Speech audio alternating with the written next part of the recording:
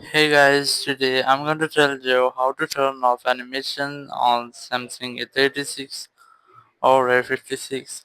If you are using A36 or A56 then now you want to turn off animation, so let's see how can you do this. Just open settings. From settings, just scroll down and look for accessibility. Tap on it and here just tap on vision enhancement, and here just scroll down you'll get reduce animation. You must have to enable that setting, and after that your phone's animations will be turned off.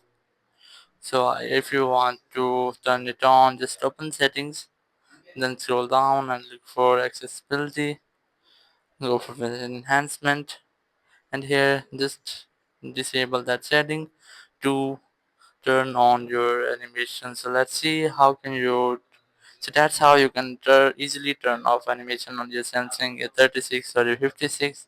Thank you very much for watching the video. Until next video, bye bye.